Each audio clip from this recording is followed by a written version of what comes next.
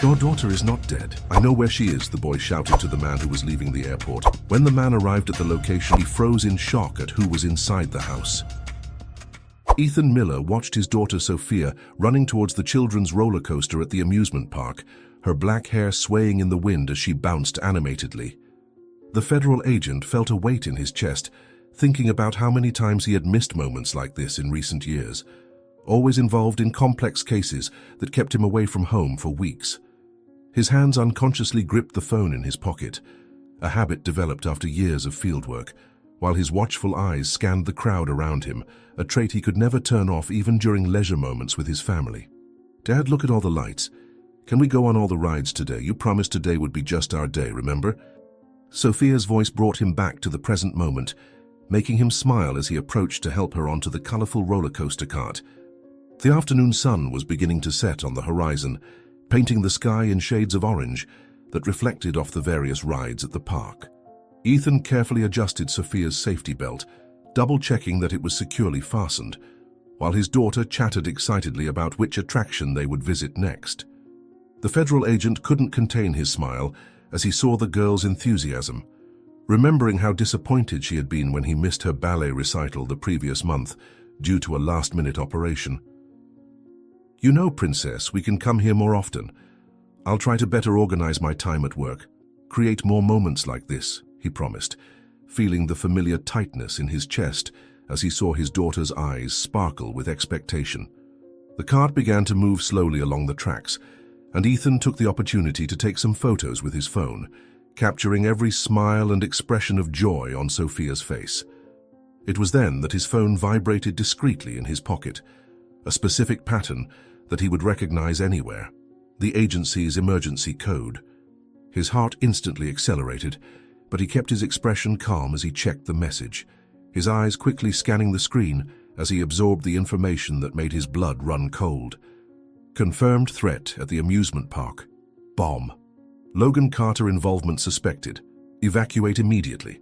The roller coaster completed its circuit, and Ethan helped Sophia off, his mind working frantically to devise an action plan that wouldn't frighten his daughter. The name Logan Carter echoed in his mind, the international criminal he had been pursuing for years, known for his meticulously planned attacks and obsession with revenge. Dad, you have that worried look again, Sophia commented, tugging lightly on his sleeve as they walked. Ethan crouched down to be at eye level with his daughter, forcing a reassuring smile while his mind calculated the best escape route. Princess, how about we play a different game? Let's pretend we're spies on a super-secret mission and we need to get out of the park without anyone noticing. Whoever gets to the parking lot first wins an extra ice cream, he proposed, trying to keep his voice calm as he discreetly observed the security teams beginning to mobilize at the edges of the park. The sun had almost completely disappeared from the horizon, and the amusement park lights shone even brighter, casting elongated shadows that danced across the ground. Ethan held Sophia's hand firmly as they walked towards the exit, his body tense like a violin string about to snap. His years of field experience screamed that something was wrong. The park was strangely calm for a late afternoon, and he could sense suspicious movements in the shadows between the rides. Dad, why are so many people leaving at the same time? Sophia asked, her small voice showing she was beginning to sense that something wasn't normal. Ethan gently squeezed her hand, searching for the right words to keep his daughter calm. It must be because it's getting late, Princess. But don't worry, we'll still get that ice cream I promised, he replied, his eyes catching the movement of tactical teams positioning themselves discreetly in the corners of the park. The sky had darkened completely when the first siren sounded through the park. Ethan immediately sensed the change in the atmosphere. The cheerful sound of the ambient music was replaced by a tense silence, broken only by the confused murmurs of visitors and the distant echo of the siren. His federal agent training made him quickly identify the highest risk areas, the main roller coaster, the Ferris wheel, and the food court, all locations with large concentrations of people. Sophia gripped his hand tighter, her wide eyes showing she was beginning to understand that something was very wrong. Dad, is this part of our spy game? She asked, her voice trembling slightly as she watched people starting to move faster toward the exits. The evacuation began in an organized manner, But Ethan knew it was only a matter of time before panic set in. He could see security teams moving through the crowd, trying to maintain calm while guiding people to the exits. It was then that he saw it, a suspicious metallic reflection near the base of the Ferris wheel. His heart raced as he recognized the pattern. It was Logan Carter's signature. "Sophia, sweetheart, I need you to be very brave now," he said, scooping up his daughter and starting to move more quickly toward the nearest exit. Fear was beginning to spread through the crowd like an invisible wave, and people were no longer maintaining composure, pushing each other toward the exits. Chaos descended within seconds. A second siren, more urgent than the first, cut through the air like a knife. Ethan saw a family with 2 small children stumble in front of him, and his instinct made him stop to help them. He put Sophia down for a moment, just long enough to help the mother lift her children up. "Daddy!" Sophia's scream was muffled by the deafening sound of the first explosion. The impact threw Ethan to the ground, and when he managed to get up, his daughter was no longer where he had left her. Panic gripped his chest as his eyes frantically scanned the moving crowd. Sophia. His cry was lost amidst the screams of terror from people running in all directions. A second explosion, closer this time, made the ground tremble beneath his feet. Ethan ran against the current of panicked people, his eyes desperately searching for the blue dress his daughter was wearing. His training as a federal agent completely abandoned him at that moment. He was no longer the calculating professional, but a desperate father searching for his only child. Smoke began to fill the air, further obscuring visibility. He continued shouting Sophia's name, his hoarse voice mingling with the sounds of sirens and screams of panic. Amidst the confusion, he caught a glimpse of something that made his blood run cold. A familiar figure moving quickly toward the employee parking lot. Time seemed to slow down as Ethan tried to reach the suspicious figure. His legs felt too heavy. The smoky air burned his lungs, and every second that passed was another second further away from his daughter. A third explosion, this time in the food court, created a curtain of smoke that completely blocked his vision. When he managed to get through the smoke, the employee parking lot was empty, except for fresh tire marks on the asphalt. Despair took over his body as he realized he had lost the trail of his daughter. In the distance, he could hear the sirens of the police vehicles approaching, but all he could think about was Sophia's last look, her frightened eyes pleading for the protection he failed to provide. The smoke still lingered in the air when the first forensic teams arrived at the amusement park, now transformed into an apocalyptic scene. Ethan remained standing, motionless, near the spot where he had last seen his daughter, his eyes fixed on the tire marks on the asphalt as the investigators began their methodical work. The federal agent within him knew that every minute was precious, but his body seemed unable to move, paralyzed by guilt and terror. His phone rang incessantly in his pocket, probably his wife trying to reach him after news of the explosions had spread, but he couldn't find the strength to answer and confirm her worst fears. One of the investigators approached him, holding a clear plastic bag that made his stomach churn. Inside, pieces of Sophia's blue dress, stained with blood.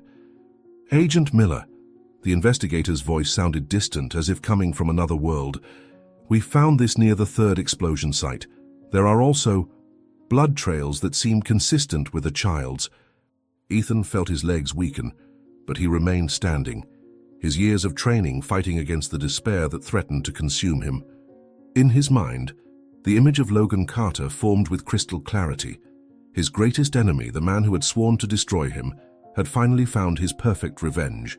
Minutes turned into hours as the investigation continued. Ethan watched every movement, every piece of evidence being collected, his brain mechanically recording every detail that could help him process the devastating reality. It was when one of the technicians found something that made his world completely crumble. A small butterfly hair clip, a gift he had given Sophia that very morning, now partially melted and stained with blood. The object, found near the epicenter of the most violent explosion, seemed to symbolize the cruel reality he refused to accept. His heart stopped for a moment as he realized what that meant, and before he could fully process the loss, his phone vibrated with a message that made his blood run cold. On the screen, a blurred photo of the smoking debris with pieces of Sophia's blue dress scattered among the wreckage.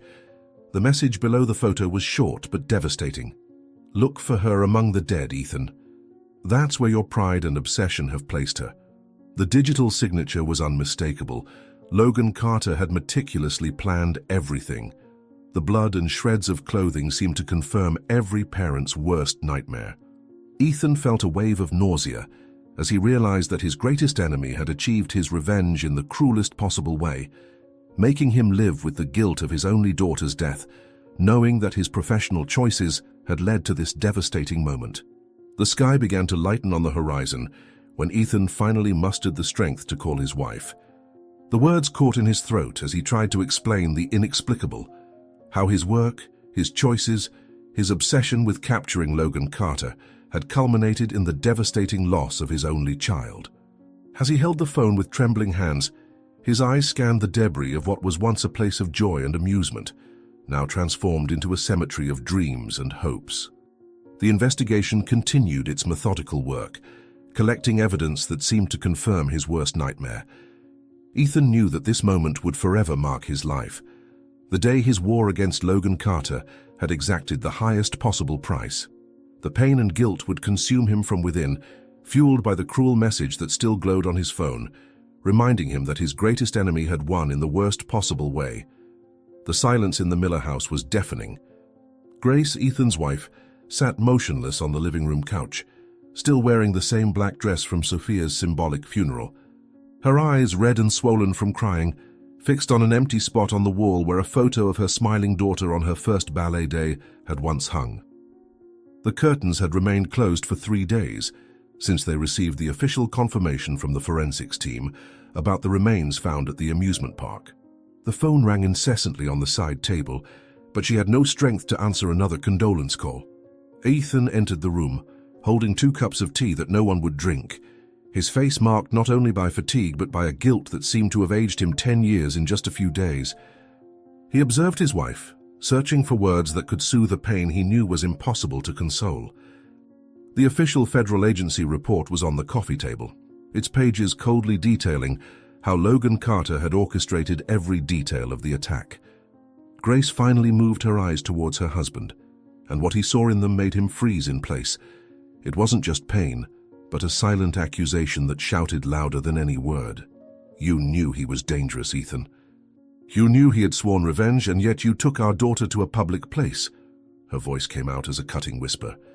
The afternoon light seeping through the cracks of the curtains illuminated the family photos scattered around the room, each one now a stab of memories that would never be repeated. Grace slowly stood up, walking to one of the photos where Sophia smiled, wearing the butterfly hair clip that would be the last memory found of her. Her fingers trembled as she touched the glass of the frame, while her mind replayed the last conversation with her daughter on that fateful morning. "She asked me to go to the park with you, you know, but I had that important meeting at work. Now I'll never hear her ask me for anything again." Her voice failed on the last word, breaking into a muffled sob.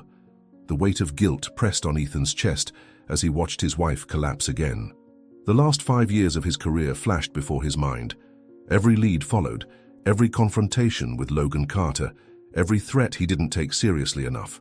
The report on the table detailed how the criminal had studied their routines, waited for the perfect moment to attack, turning a day of joy into an irreparable tragedy.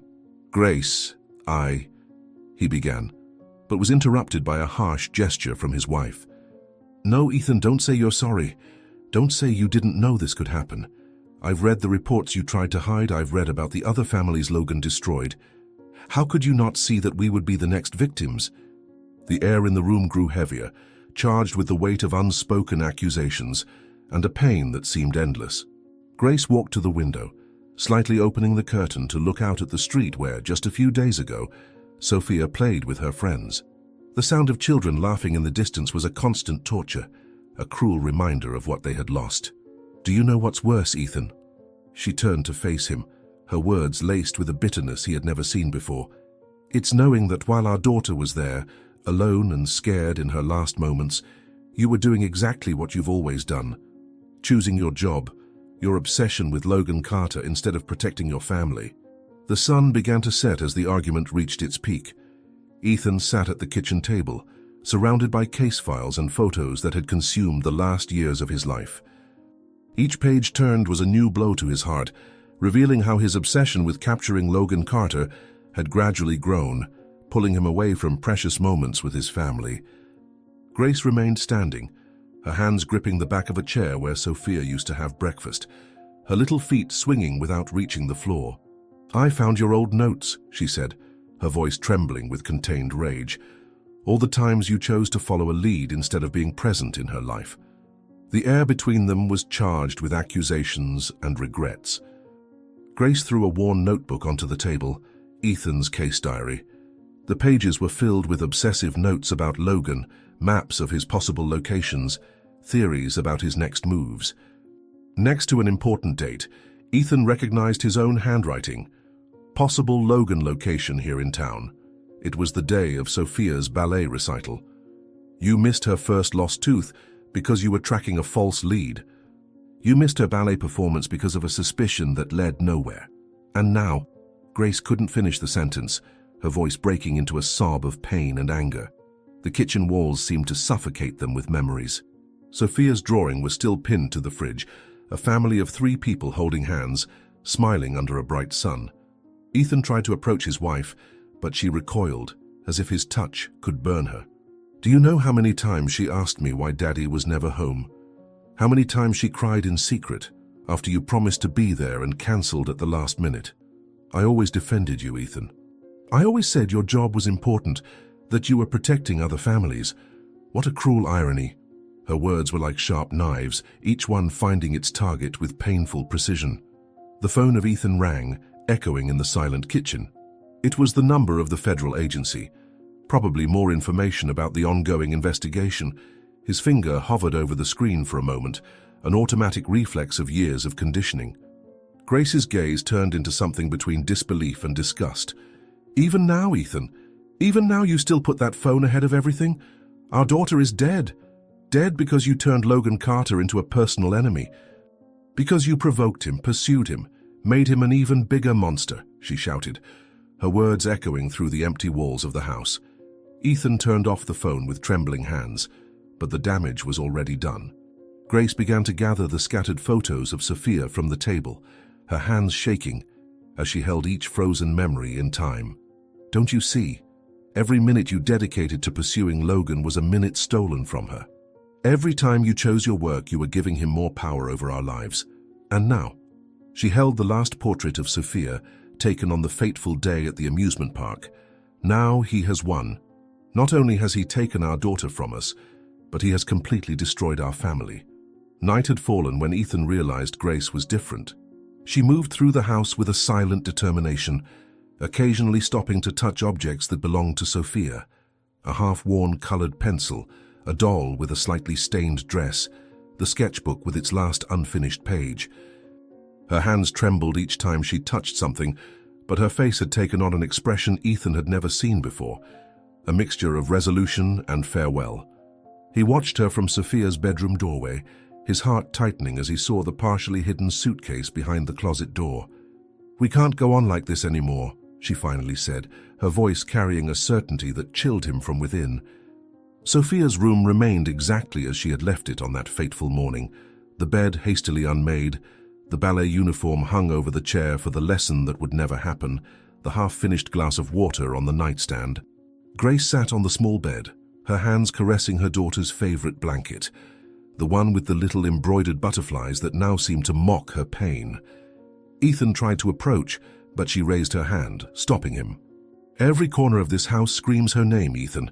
Every hallway echoes with the laughter we will never hear again. And when I look at you—" She paused, taking a deep breath. "When I look at you, all I can see is the man who put his personal vendetta above the safety of our family." The silence that followed was deafening, filled only by the ticking of the wall clock. A gift Sophia had chosen because the numbers glowed in the dark. Grace rose slowly, walking over to the vanity where several colorful hair clips were perfectly arranged, just as her daughter had left them. Carefully, she picked up a small music box that played Sophia's favorite tune. "Do you remember when we bought this? She danced through the whole house, saying she would be a famous ballerina one day. Now," her voice faltered, but she quickly composed herself. "Now we only have memories and an endless war with a man who has already taken everything from us." Ethan watched, paralyzed, as his wife strode determinedly to the closet, pulling out the suitcase he had pretended not to notice. She began to pack some photos of Sophia, the music box, small mementos that told the story of a life brutally cut short. Her hands moved with a painful precision, as if each object were a fragile piece of a puzzle that would never be assembled again. "I can't live like this anymore, Ethan. I can't wake up every day and relive this pain, knowing that you are still immersed in your obsession with Logan. Our daughter is gone, but you died with her in that park." The silence of the Miller house had become a living entity, breathing the weight of decades of hurt, loss, and missed connections. The walls, silent witnesses to a shattered family history, seemed to absorb every unspoken emotion, every repressed tear. Grace moved through Sophia's room like a ghost. Her steps were light, almost hesitant, but her determination was unshakable. Every object she touched carried memories of a life that had been brutally interrupted. A porcelain doll, a sketchbook, a photograph hidden in a drawer, all were fragments of an existence that had been stolen. Her hands, once delicate and caring, now trembled with an energy that mixed pain, anger, and a resolution that went beyond common understanding. The suitcase she was packing was not just a container for belongings, it was a repository of shattered hopes, of dreams that had been suffocated by Ethan's obsession. Sophia's desk was an altar of childhood memories, colorful drawings, some still unfinished, papers with notes from a girl who never got to complete her journey. Grace let her fingers glide over the surface, feeling every texture, every mark that told an interrupted story. The blank paper waited, immaculate, like an open page for a narrative that needed to be written. The pen in her hand seemed to weigh tons. It was not just a writing instrument, but a conductor of emotions repressed for years. Ethan remained like a statue in the center of the room. His body, once trained for the precise action of a federal agent, now seemed to have been turned to stone by guilt and regret. Every breath was a conscious effort, every heartbeat a reminder of everything he had lost in his obsessive hunt. The words Grace wrote were not just a note, they were a judgment, a definitive sentence on years of neglect and distorted priorities. Each letter traced on the paper represented an unlived moment, an unhug, an unspoken conversation. Sophia's room was a sanctuary of frozen memories. Clothes hung, books organized, a life prepared and then abruptly interrupted. The presence of absence was almost palpable, a void that seemed to breathe, occupy every corner of the space. When Grace finally placed the note on the bed, it was as if she placed there not just words, but an entire story of undone love, shattered hopes. The white paper against the colorful bedspread seemed a silent scream of farewell. Her steps down the hall were a silent declaration of war. Each step echoed like a hammer pounding the last nail into the coffin of that relationship. The house seemed to shrink with each movement, witnessing the collapse of a family that once dreamed of being indestructible. The closing door was not just a physical act, it was the conclusion of a cycle. The period at the end of a story that had begun in love and turned into a private war of revenge and loss. Ethan remained motionless, as if his very existence had been sucked away with the sound of that closing door. The void left by Grace was more than physical. It was an absence that would fill every inch of that house in the years to come. The shadows in Sophia's room grew, stretching like tentacles of unresolved memories.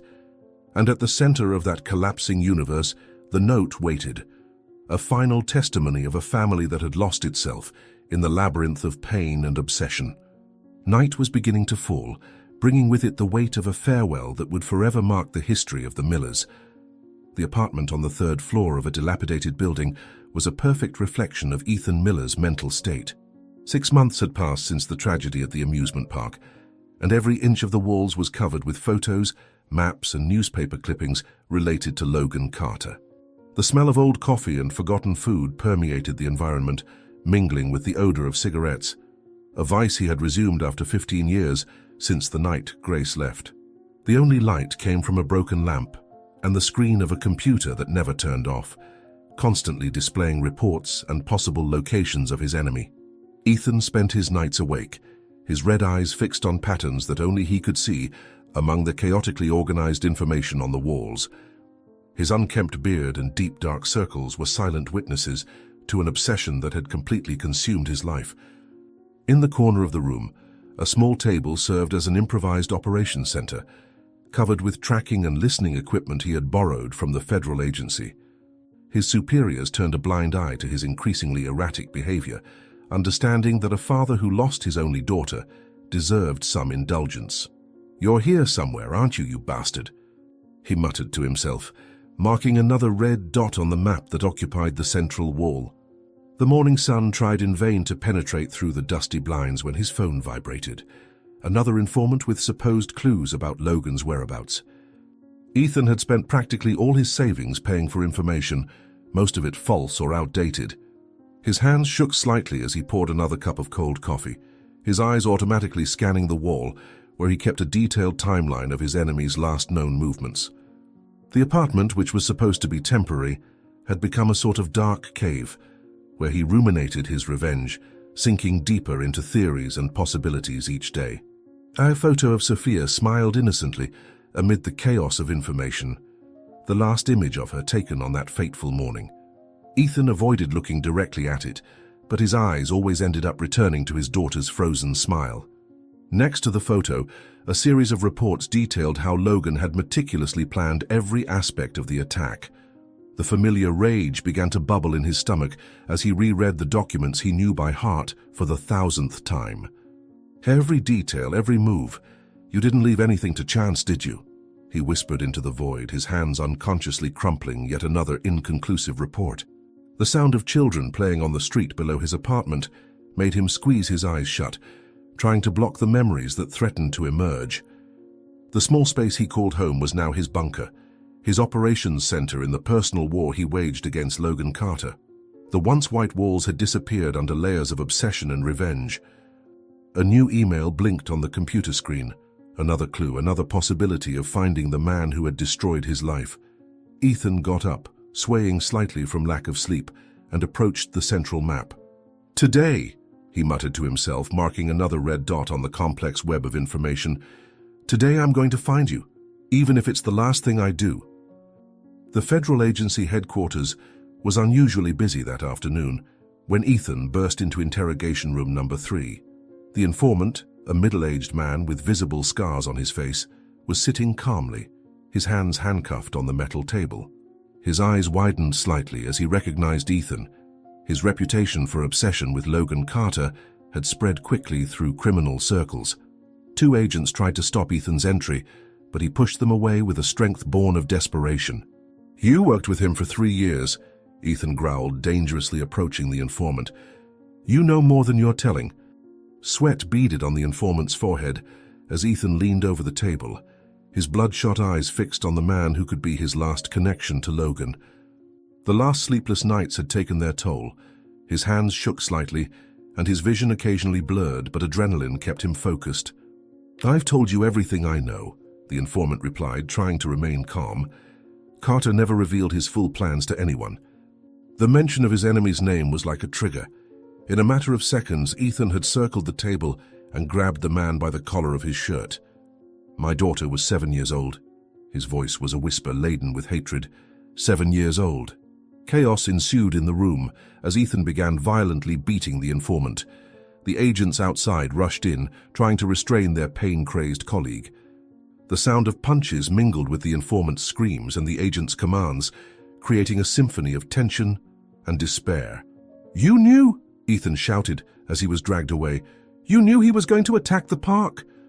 How many more children have to die before someone tells the truth? The informant, now with his face bruised, merely mumbled something about lawsuits and charges. The director of the agency observed the scene through the two-way mirror, his face a mask of disappointment and pity. Ethan had been one of his best agents, known for his dedication and professionalism. Now handcuffed and being restrained by 3 agents, he seemed only a shadow of the man he used to be.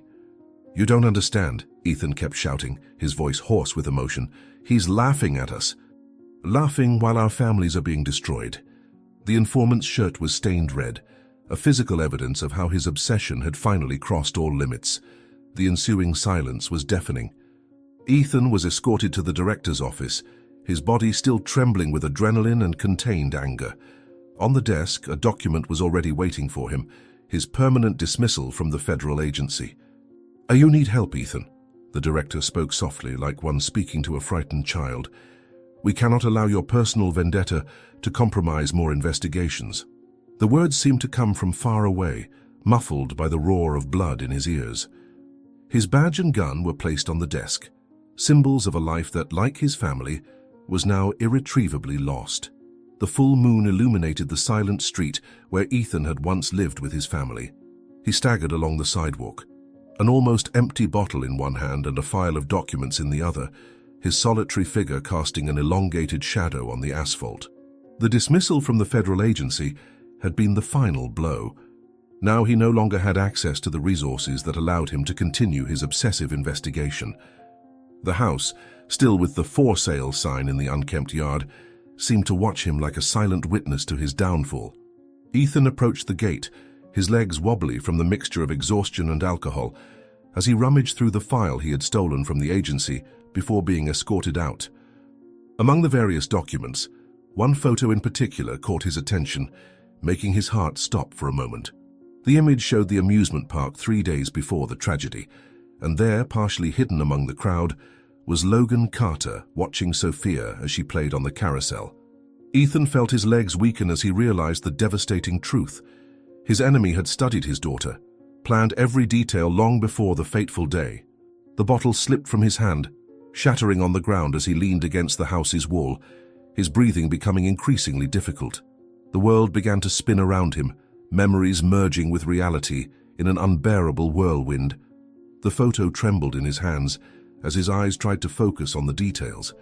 Logan's satisfied smile, the red dress Sophia wore that day, the butterfly clip in her hair.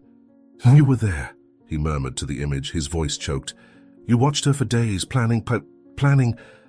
His words were interrupted when his knees finally gave way, and he slid to the ground, still clutching the photo as if it were his last connection to reality. The sound of approaching footsteps barely registered in his confused mind. Daniel, his former neighbor, was returning from his nightly walk with the dog when he spotted the fallen figure near the gate. The elderly man approached cautiously, recognizing Ethan despite his deteriorated appearance. The former federal agent was unconscious, but his fingers still firmly grasped the photograph, as if even in his state of unconsciousness, he refused to let go of that new evidence.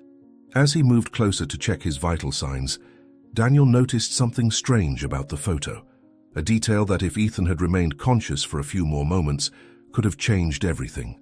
The hospital room breathed an institutional silence, punctuated only by the constant beeping of the cardiac monitors. Ethan Miller lay motionless, his body seemingly resting, but his mind navigating through labyrinths of fragmented memories and unsolved mysteries. The doctors moved with that aseptic efficiency, typical of professionals who deal with the unpredictable on a daily basis. Their glances exchanged silent questions about the former agent's inexplicable collapse. Each exam, each analysis, seemed to add more layers of mystery to Ethan's clinical picture. The photo, apparently a mundane object, had become the epicenter of a medical and investigative inquiry. Carefully stored among his personal belongings, it carried with it a secret that transcended paper and ink, a story frozen in time, waiting to be deciphered. Daniel, the discreet neighbor who had been an involuntary witness to that crucial moment, now carried an invisible weight. His walk back home was not just a simple night stroll, but a journey traversed by thoughts that intertwined like unsettling shadows. The reflection in the park's window, a detail so small that it could easily go unnoticed, held something far beyond a simple image. It was a fragment of truth, a pixel in a complex mosaic of events that defied any linear understanding. That second figure, partially captured in the crystalline reflection, represented more than a physical presence. It was an enigma, a giant question mark that hovered over the entire narrative constructed up to that point. Who would this person be? What was their role in that web of events? In the hospital room, Ethan seemed to be struggling against something invisible. His muscles occasionally contracted. His fingers made involuntary movements as if he were still trying to decipher the mystery, even in an unconscious state. The doctors exchanged glances from professional to professional. The tests revealed no significant physical anomaly that could justify the collapse. It was as if his body had simply surrendered to the weight of revelations that his mind could not fully process. Daniel, in his modest residence, couldn't get rid of that image. The reflection in the storefront window was haunting him, transforming into a mental puzzle that challenged his capacity for understanding. His history as an attentive observer, built over decades of life in the same neighborhood, was screaming that this detail was important. The photograph seemed to radiate its own mystery. It wasn't merely a visual record, but a portal into a more complex reality, where truths didn't present themselves in a linear or predictable fashion. At the hospital, the monitors continued their electronic chant. Ethan breathed deeply, his eyes moving rapidly beneath his eyelids, as if navigating a labyrinth of memories and discoveries. The night advanced, carrying secrets that only awaited the right moment to be revealed. The reflection in the storefront window, that mysterious figure, remained a silent whisper amidst that fragmented narrative. Daniel knew, even if through an intimate, almost intuitive certainty, that this detail would change everything. That the second figure in the reflection was the key to unraveling a mystery that had consumed not only Ethan Miller, but an entire family. And so, while the city slept, the mystery continued to breathe, patiently awaiting the moment to fully emerge into the light. The hospital room was quiet except for the steady beeping of the cardiac monitors. Ethan watched the laptop screen that he had convinced Daniel to bring, his exhausted eyes scanning documents he had secretly kept during years of investigation. The collapse in front of his former home had forced him into an involuntary pause, but even medical warnings about his health condition couldn't curb his obsession. His fingers trembled slightly as he typed, accessing databases through passwords he still maintained from his days as a federal agent. The night nurse had just finished her rounds, leaving yet another untouched food tray by the bed. Ethan barely noticed the passage of time, completely distracted by a discovery that made his heart race. Years of investigation were beginning to reveal a pattern much larger than he had imagined. Logan Carter was no ordinary criminal. Confidential documents indicated connections with criminal organizations in at least 12 different countries. How did we not see this before? He muttered to himself, realizing that the amusement park attack had been merely the tip of a much deeper iceberg. The white walls of the room soon became an extension of his old apartment, covered in papers and notes that he asked Daniel to print. Each new document revealed yet another layer of Logan's criminal empire. Arms trafficking in Eastern Europe, money laundering in Asia, smuggling operations in the Americas. Ethan traced invisible lines between the information, realizing that his old enemy had built much more than a criminal organization. He had created an international network so complex that it made tracking him down through conventional methods impossible. "You hid well in plain sight," he whispered, observing photos of Logan at high-level social events, always surrounded by influential politicians and businessmen. The sound of footsteps in the hallway made Ethan quickly hide some of the more sensitive documents. Daniel entered the room carrying more printouts and an old file he had found in the federal agency's dead archives. "I found this," he said, placing the file on the bed. "Old records from before you joined the agency." Ethan opened the file with trembling hands, his eyes quickly scanning the time-yellowed pages. What he found made his blood run cold. Detailed reports showed that Logan's rise to power had begun much earlier than anyone thought, and his reach was far greater than anyone had suspected. One photo in particular caught his attention. Logan at a charity gala 5 years ago, surrounded by powerful figures from international politics. But it wasn't the photo itself that made Ethan catch his breath. It was a detail in the background of the image, partially visible through a window. There, observing the party from outside, was a figure he instantly recognized as one of Eastern Europe's biggest arms dealers, someone who was supposedly killed in a car accident years ago. "How you never worked alone," Ethan muttered, feeling the pieces of a much larger puzzle start to fit together. "All this time, you were building something much bigger, something no one managed to see." The doctors discharged Ethan against their professional recommendation, realizing he would continue his investigation with or without medical approval. Back at his dilapidated apartment, he reorganized the information with a new perspective. These were no longer just isolated crimes. Each of Logan's actions now revealed a disturbing pattern. Ethan spent hours in front of the evidence wall, connecting dots that had once seemed random. His hands trembled with exhaustion, as he marked locations on a world map, each point representing one of Logan's specific attacks over the past 10 years. "How were we so blind?" he muttered to himself, observing the pattern that emerged. Each of Logan's major operations had a personal element. There was always a family involved, always a child. In Madrid, an explosion at a school during a theater performance. In Paris, a kidnapping during a children's party. In Rome, a fire at a theme park. Ethan felt his stomach churn as the dots connected. These weren't just criminal acts, they were meticulously planned attacks meant to cause the maximum emotional pain possible. Daniel showed up at the apartment, bringing more old documents he had procured through his contacts at the agency. As they organized the information, Ethan noticed something that had evaded everyone for years. In each attack, Logan always left a witness behind, always a father or a mother who survived to carry the guilt.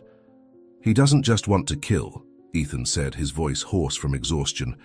"He wants them to feel what he felt, whatever that is." The pattern was clear now. Each attack was a message. Every tragedy was personal. The investigation led Ethan to a particularly disturbing file, records of an operation in the very city where he lived 15 years ago. The photos showed a house in flames, federal agency cars surrounding the scene, and something that made his heart stop: a small abandoned child's shoe on the sidewalk. His hands trembled as he read the report, each word revealing another layer of Logan's dark past. It wasn't just about power or money, he whispered to himself. It was about revenge. It was always about revenge. The night wore on as Ethan delved deeper into the investigation. The pattern grew clearer and more disturbing with each new discovery. Logan wasn't just building a criminal empire. He was meticulously planning each attack to replicate some kind of personal loss. The apartment walls, now covered in a complex web of connections, told the story of an obsession that mirrored his own. "You're sending me a message, aren't you?" Ethan spoke to Logan's photo. Each attack, each family destroyed. It's all part of something bigger. It was nearly midnight when the doorbell rang at the apartment. Ethan, immersed in his documents, took a few seconds to register the sound. Upon opening the door, he found an elderly woman, her face marked by time and a deep sadness that felt familiar to him. "My name is Emma Peterson," she said in a trembling voice, "and I know why Logan Carter destroyed your family." Her hands held an old yellowed file, and her eyes carried the weight of a secret kept for far too long. The chaotic apartment seemed to shrink with the woman's presence. She observed the walls covered in information with a knowing look, as if each photo, each document, was part of a story she knew all too well. Ethan offered the only available chair, his heart racing with the possibility of finally understanding his enemy's motivations. Emma opened the folder carefully, revealing old photos that made Ethan hold his breath. "I worked at the federal agency for 15 years, she began, her voice low but firm. "Back when Logan Carter was just a name on a list of minor suspects, the photos showed a familiar house in a quiet neighborhood in Monterey. In one of them, a girl of about 7 years old smiled at the camera, her eyes bright and innocent. Her name was Sarah," Emma continued, her fingers gently caressing the photograph, "Logan's only daughter. She was playing in the backyard when the operation began." Ethan felt his stomach churn, beginning to understand where that story would end. The next photo showed the same house, now surrounded by federal agency vehicles, smoke escaping through the windows. "It was a poorly planned operation," Emma explained, her voice trembling slightly. "No one knew there was a child in the house. The shooting started when Logan tried to escape out the back." She paused, taking a deep breath before continuing. "A stray bullet. No one ever knew which gun it came from. Sarah was just trying to get to her father." The last photo showed Logan being restrained by agents, his face contorted in a silent scream as he watched his house in flames. Ethan recognized in his eyes the same despair he now saw in his own reflection. Emma Peterson's office smelled of old paper and reheated coffee, an aroma that carried decades of untold stories from the federal agency. The walls, covered with files organized in faded folders, seemed to hold secrets that patiently awaited being revealed. Emma moved with the caution of someone carrying explosive information. Her fingers, marked by years of typing and handling confidential documents, slid over the file as if manipulating a sacred artifact. Each movement was calculated, Each gesture translated the weight of decades of professional silence. The report she took from the folder was no ordinary document. Its frayed edges, the creases marked by old folds, suggested a story that had been hidden, revisited countless times in moments of solitude and reflection. It was a physical testimony to a tragedy that exceeded the limits of a simple police report. Ethan felt his body react before fully comprehending Emma's words. An almost imperceptible tremor ran through his hands, his muscles responding to a truth his brain was still processing. Every heartbeat seemed to condense years of investigation, decades of relentless pursuit. Emma's words echoed like seismic waves, displacing the layers of understanding Ethan had built over the years. He swore he would make every federal agent feel the same pain he felt. The statement was not just a threat. It was a sentence of emotional execution, a meticulously orchestrated plan in the shadows of time.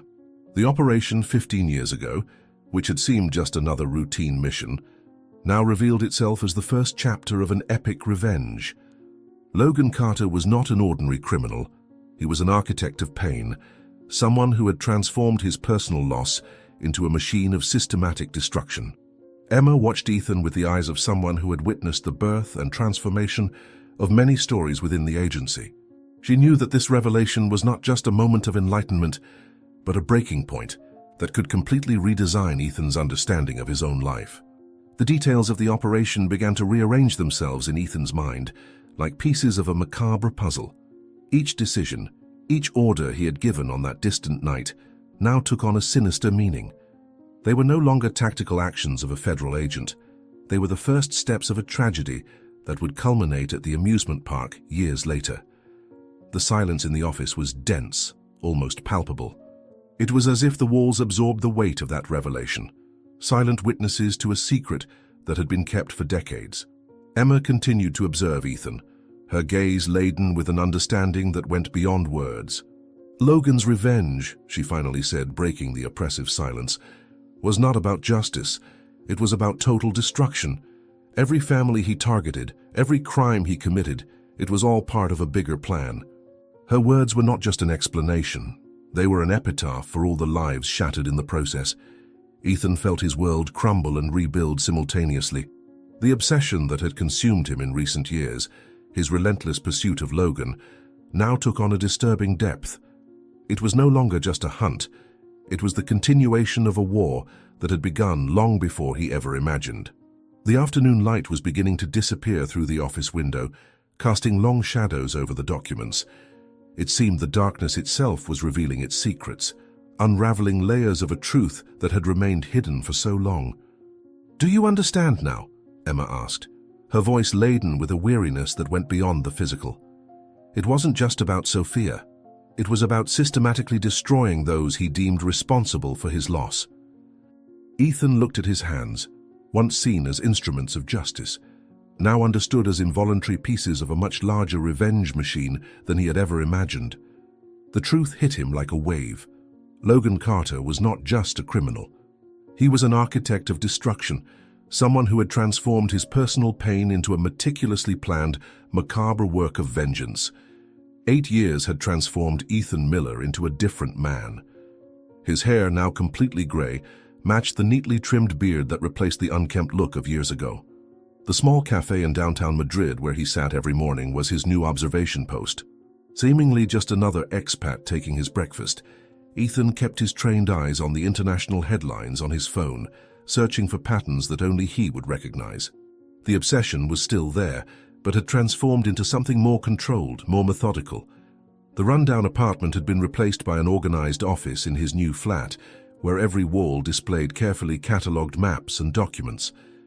Over the years, Ethan had built his own network of informants, using his savings and the federal agency pension to track every move Logan Carter made around the world. His workstation now housed state-of-the-art equipment, all purchased through unofficial channels. Another operation in Singapore, he muttered to himself, marking a new red dot on the digital map blinking on his monitor. Daniel, who had become his only link to the past, sent weekly reports on suspicious movements in Latin America. A new message blinked on the screen. Suspicious shipment arrived at the port of Valparaiso, similar pattern to Barcelona. Ethan took a sip of his now cold coffee while his experienced hands typed rapidly, cross-referencing with other recent incidents. The pattern was clear. Logan was expanding his operations to new territories, always one step ahead of local authorities. The waitress approached to refill his cup, casting a curious glance at the notes scattered across the table. To her, he was just Mr. Miller, the quiet customer who spent hours there every morning. Little did she know that every notation in his notebook was another piece of the puzzle he had been assembling for 8 years. Ethan had learned to blend in, to become invisible while keeping his eyes on his target. The photo of Sophia, now yellowed with time, remained in his wallet, no longer a source of paralyzing pain, but a constant reminder of his mission.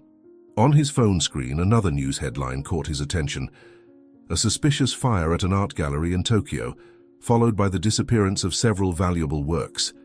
To others, it seemed like just another sophisticated crime, but Ethan immediately recognized Logan's signature. His fingers raced across the phone, accessing a secure folder where he kept a detailed record of every similar operation over the past 8 years.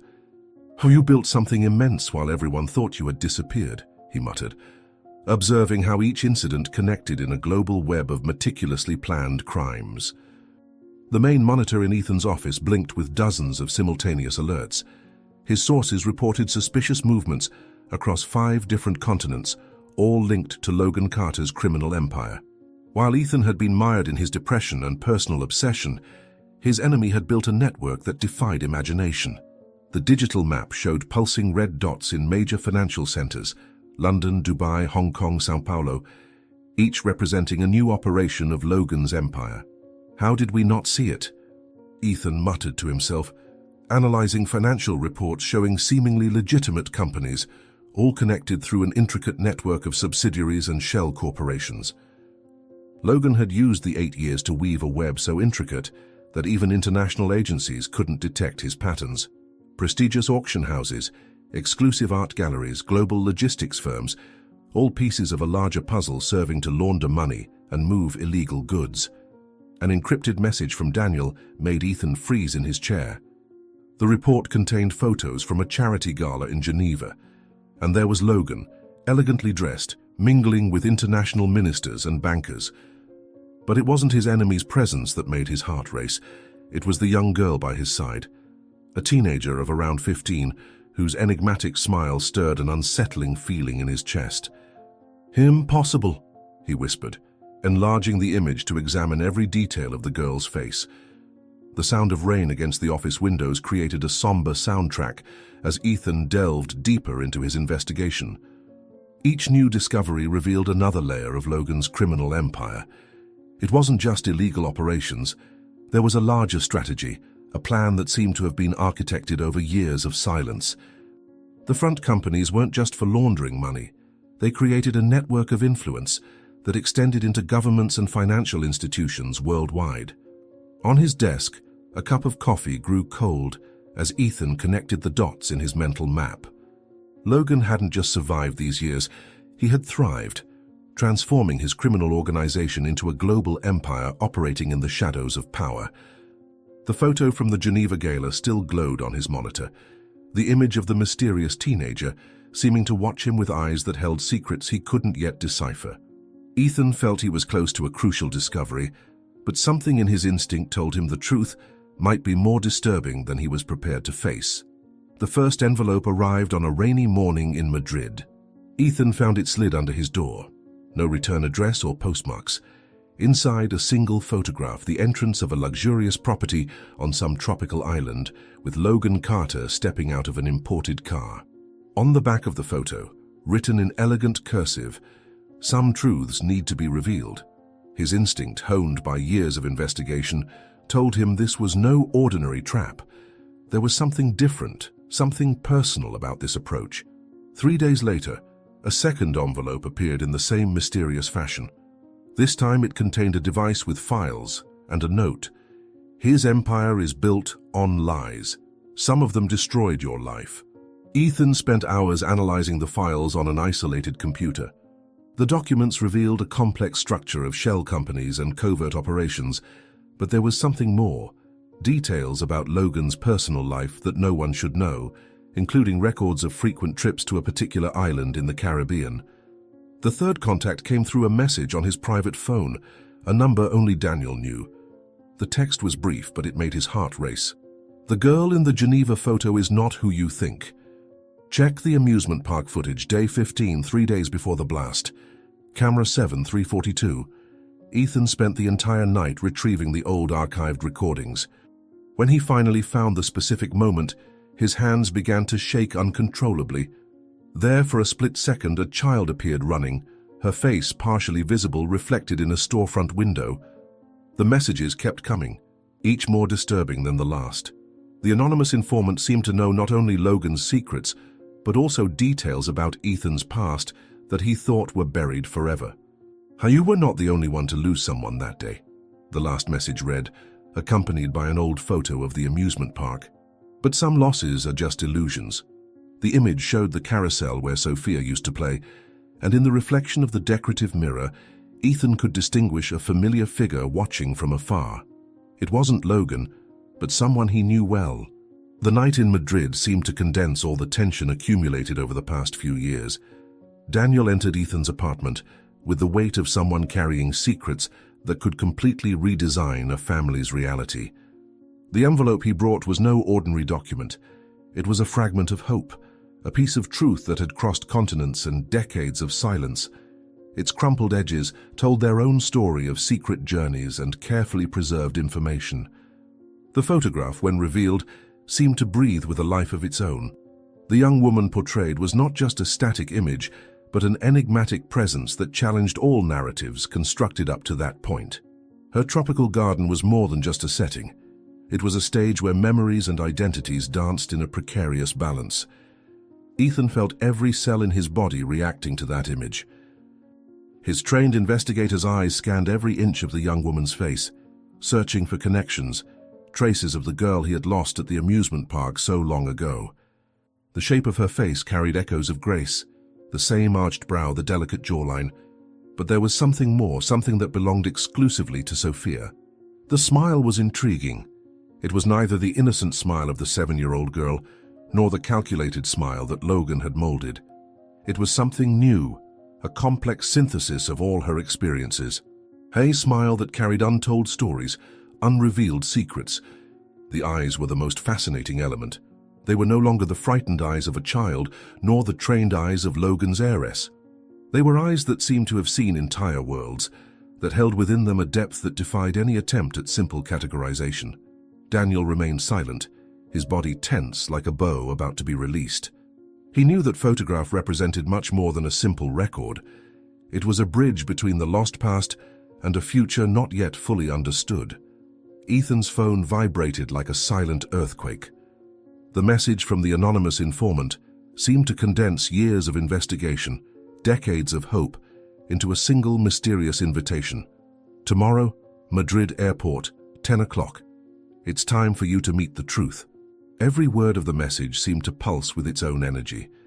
It was not just a meeting. It was a promise of revelation, a liminal moment where all constructed narratives could crumble or rebuild themselves. Daniel watched Ethan with the discretion of someone who deeply knows the intricacies of pain and expectation. He knew that this moment represented much more than a simple reunion. It was the possibility of reconstituting a completely shattered family. The photograph remained there, defying all expectations. A silent record of a young woman who seemed to have been born in the interstices between realities, in the spaces where truth fragments and constantly rebuilds itself. Ethan felt his world spinning. He was no longer just a father searching for his lost daughter. He was an investigator, about to unravel a mystery that had consumed the best of his last decades. The night in Madrid seemed to hold its breath, awaiting the moment when all secrets would finally be brought to light. Madrid Airport was bustling with its usual activity that Thursday morning. Ethan walked slowly through the main lobby, his experienced eyes examining every face in the crowd. 8 years of investigation had taught him never to let his guard down, even when his heart threatened to burst with anxiety. In his pocket, the last photograph received weighed like lead. The image of the young woman who resembled Sophia so much haunted him with every step. Daniel had insisted on coming along, but Ethan needed to do this alone. The last 24 hours had been a whirlwind of emotions, as he analyzed and reanalyzed every detail of the messages received. Now standing near the international departures area, he felt the weight of 8 years of grief and obsession on his shoulders. The clock read 9:55, and every minute seemed to drag on eternally. A family passed by him, a girl's laughter echoing through the lobby, making his heart ache with painful memories. The flight board showed arrivals and departures in an endless dance of numbers and destinations. Ethan had chosen a strategic spot from where he could observe all the main entrances without being easily noticed. His hands trembled slightly as he checked his phone again. No new messages from the mysterious informant. Doubt gnawed at him from the inside. What if it was all an elaborate trap set by Logan? But that photo, those eyes, he would recognize his daughter's eyes anywhere. The clock struck 10, and Ethan felt the tension increase in his shoulders. That's when he noticed movement in his peripheral vision. A young man no more than 20 years old walked determinedly towards him. There was something familiar in his gait, in the way he kept his hands in the pockets of his dark coat. The young man stopped a few meters away, his eyes meeting Ethan's with a disturbing intensity. The former federal agent felt his blood freeze when the young man finally spoke, his voice carrying a certainty that shook Ethan's world. "Your daughter didn't die. I know where she is." The words echoed through the lobby like a silent thunderclap, making time stand still for a moment. Ethan felt his legs buckle, having to lean against a nearby column. The young man remained motionless, his eyes never leaving Ethan's, as if studying every micron of his reaction. "That's impossible," Ethan managed to mutter, his voice hoarse with emotion. "I saw the evidence." The young man gave a small, sad smile, taking an envelope from the inner pocket of his coat. "What you saw was exactly what Logan Carter wanted you to see. Your daughter is alive, Mr. Miller, and I can prove it." In a discreet airport cafe, Ethan held with trembling hands the evidence the young informant had brought. Photos, documents, school records, all telling a story that seemed too impossible to be true. The first photograph showed an imposing mansion on a private Caribbean island. The second made his heart skip a beat. Sophia, now a teenager, horseback riding in a lush green field. Her face, a more mature version of that 7-year-old child, bore the same smile he saw in his dreams every night. "She believes she's his daughter," the young man explained, his voice low and controlled. "Logan planned every detail of the kidnapping. The blood-stained clothes, the remains found in the park. It was all meticulously orchestrated to make you believe she had died in the explosion." More photos emerged. Sophia at school graduations in Switzerland, at lavish birthday parties always by Logan's side, who smiled like a proud father. Ethan felt his world spin, decades of pain and guilt transforming into a new form of agony. The documents showed a completely constructed life. Fake birth certificate, medical records, school reports, an entire identity created from scratch. "He keeps her on a private island in the Caribbean," the informant continued, spreading maps and blueprints over the table. "The security is impenetrable. Armed guards, state-of-the-art systems, strict entry and exit protocols. But most importantly," he hesitated, his eyes meeting Ethan's, "it's the psychological security he's built. Sophia believes her biological father was a corrupt federal agent who tried to kill her." Ethan felt bile rise in his throat as he examined the recent photos more closely. His daughter had grown into a beautiful, elegant young woman, raised in all the luxury Logan's money could buy. But it was her eyes that disturbed him the most. There was something cold in them, something reminiscent of her captor's calculating gaze. "For 8 years," Ethan whispered, his voice breaking. "For 8 years she's been alive while I—" The young man gently interrupted him, placing one last photo on the table. Sophia in an unguarded moment laughing at something off camera. For an instant, Ethan saw his 7-year-old little girl in that smile. "There's more," said the informant, taking a small device from his pocket. It was a storage device containing security camera footage. The images showed Sophia at different ages, always under Logan's watchful supervision. "He didn't just raise her," the young man explained, his voice now laced with evident bitterness. "He's grooming her to take his place. Every lesson, every training, every instruction, all part of a larger plan to turn her into his heir." Ethan watched in horror as his daughter practiced target shooting, studied business strategies, learned the nuances of the criminal empire that would one day be hers. "My name is Lucas," the young informant said, placing one final photo on the cafe table. The image showed a middle-aged man next to Logan Carter, both smiling in front of a luxurious yacht. "The man in the photo is my father, Antonio Davis. He and Logan were partners, controlling smuggling routes from the Caribbean to Europe." Ethan watched intently as Lucas traced his father's figure in the photograph with his finger, his eyes darkening with a mixture of pain and contained rage. This was taken a week before Logan decided he no longer wanted to share the empire. The story that followed made Ethan understand the true extent of Logan's cruelty. Antonio Davis had been one of the first to help him build his criminal empire, investing money and resources when no one else believed in his ambitions. "My father trusted him," Lucas continued, his voice trembling slightly. "He trusted him so much that he would let me play with Sophia when Logan brought her to meetings on the yacht. We were children. We didn't understand what our parents really did." A bitter smile crossed his face as he rummaged through more documents. "It was one night in December," Lucas went on, now speaking lower, as if the words pained him. "Logan invited my father for dinner on the yacht to discuss the future of the business. I was supposed to go too, but I was sick that day." His hands shook as he pushed a yellowed newspaper clipping toward Ethan. The headline announced the tragic boating accident that had taken Antonio Davis's life, an accident the police had never fully explained. There was nothing left of the yacht. Logan had planned it all, even the story he would tell the authorities. Ethan felt a knot in his stomach as the pieces fell into place. Lucas was not just an informant, he was a child who, like Sophia, had his life shattered by Logan Carter's power games. "I've spent years preparing," the young man revealed, his eyes now fixed on Ethan with a disturbing intensity. "I infiltrated people into his organization, built my own network of informants, all to get to you, to reveal the truth about your daughter." He paused, taking one last envelope from his coat. "But there's something else you need to know about Sophia. Something that might make you question if you really want to find her." The tension in the room condensed like a dense, suffocating vapor. Ethan felt every muscle in his body freeze, as if some internal survival mechanism had been instantly triggered.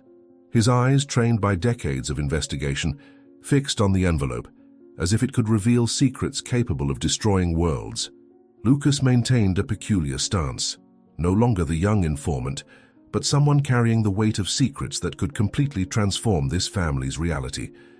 His gaze was that of someone who had already crossed invisible boundaries between truth and lie, between reality and manipulation. Ethan's hands were trembling almost imperceptibly. It wasn't fear in the common sense. It was something deeper, a visceral anticipation that the envelope contained not just information, but possibly the deconstruction of everything he imagined about his daughter. "Every word in this envelope," said Lucas, his voice almost a ritual whisper, "represents layers of manipulation that go far beyond what any intelligence procedure could ever imagine." He slid the envelope across the table with a calculated motion, like someone delivering an explosive artifact. The paper seemed to radiate its own energy. It wasn't an ordinary document. It was a portal to a truth that threatened to dismantle all of Ethan's hopes and expectations about reuniting with Sophia.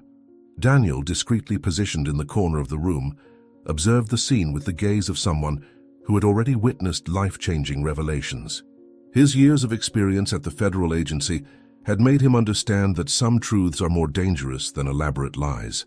The silence was so dense that it practically gained texture. Ethan knew that envelope contained something beyond mere information. It was a watershed between what he believed was real and what truly happened during the 8 years of Sophia's absence. Lucas took a deep breath, as if the act of narrating that story already deeply wearied him. "Logan didn't just kidnap your daughter," he began, choosing each word with surgical precision. "He initiated an identity reconstruction project that goes far beyond what any psychology manual or military training could explain." The word project sounded like a blow. It was no longer a question of kidnapping or manipulation. It was a deliberate engineering of human transformation. Ethan felt his professional world of investigation disintegrate before a much more complex reality. "What's in the envelope?" Lucas continued, are documents that reveal the specific conditioning protocols that Logan developed. They're not just reports. They're detailed instructions on how to build an identity from scratch, using techniques that blend behavioral psychology, neuroscience, and advanced military training. The envelope remained untouched, but its presence was almost physical, a silent promise of a truth that could be more traumatic than the absence itself. Ethan finally reached out, his fingers trembling almost imperceptibly. He was no longer just the desperate father longing to reunite with his daughter. He was an investigator, about to unravel the greatest mystery of his life. The truth was there, waiting to be revealed. And everyone in the room knew that once known, there would be no possibility of returning to the previous ignorance. Daniel's office was exactly as Ethan remembered, an organized mixture of old files and modern technology. 8 years had passed since he had last set foot there, but the smell of strong coffee and old papers remained the same. Daniel listened attentively as Ethan presented the evidence provided by Lucas, his eyes widening with each new photograph of Sophia. "We need to keep this off the books," Ethan explained, his voice charged with urgency. "If Logan finds out we know the truth, he'll disappear with her again." The first contact was with Emma Peterson, now retired from the federal agency, but still maintaining valuable connections. She arrived at the office carrying a thick folder with information about Logan's Island, architectural plans, security routines, maritime routes. "I got this through old informants," she explained, spreading the documents across the table. "The island is a fortress, but every fortress has its weak points." Ethan studied every detail with the intensity of a man who had waited 8 years for this moment. The network of contacts Ethan had built during his years of investigation began to move silently. Retired mercenaries, security experts, former colleagues from the federal agency, each one bringing a different piece of the puzzle. In his apartment, now transformed into an operations center, the walls once covered with obsessive theories gave way to tactical maps and detailed blueprints. "The island's security is divided into 3 layers, explained a former special operations agent, marking specific points on the map. "We'll need specialized equipment for each of them." Daniel activated his own contacts in the underworld, gathering information about Logan's routines. He hosts a major organized crime party every 3 months, he revealed, showing satellite photos of the island. "The next one is scheduled for 2 weeks from now. It will be our best chance to get in. The island will be full of guests, security focused on the common areas." Ethan felt his heart racing as the plans began to take shape. Every new detail uncovered was another step toward his daughter. The last contact that night was the riskiest. An arms dealer Ethan had helped years ago agreed to provide the necessary equipment for the operation. "I can't show up officially in this," he said, handing over a list of tactical gear. "But let's just say certain items can go missing from inventory." Ethan watched as each piece was added to the plan. It was no longer just an obsessive investigation. It was a real rescue operation. His daughter was alive, and he would do anything to bring her back. The abandoned basement in the Madrid suburb had transformed into an improvised war room.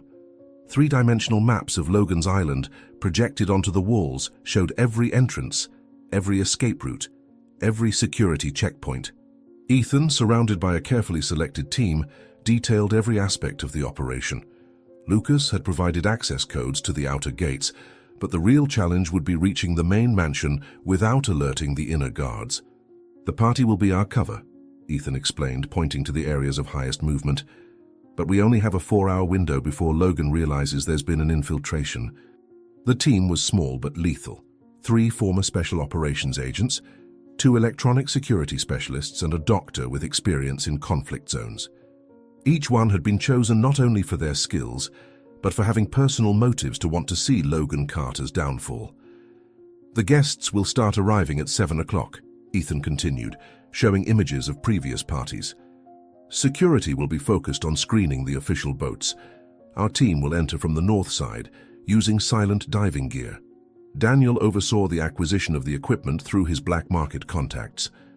Each piece was carefully tested and modified to be untraceable. "If something goes wrong," he warned, demonstrating how the special communicators worked, "none of us can be officially connected to this operation." The tension in the room was palpable as the team memorized every detail of the plan. One failure, one timing mistake, and not only would the operation be compromised, Sophia could disappear forever. The most complex element of the plan was the extraction. Ethan obsessively studied possible escape routes, knowing that convincing Sophia to go with him would be only half the challenge. "She was raised to distrust us," Lucas reminded, marking critical points on the map. "We need to be prepared for the possibility that she resists." The idea of potentially having to force his own daughter to leave the island made Ethan's stomach churn, but he had no choice, not after discovering Logan's plans to turn her into his criminal heir. Less than a week before the operation, the team conducted constant simulations on a detailed model of the island.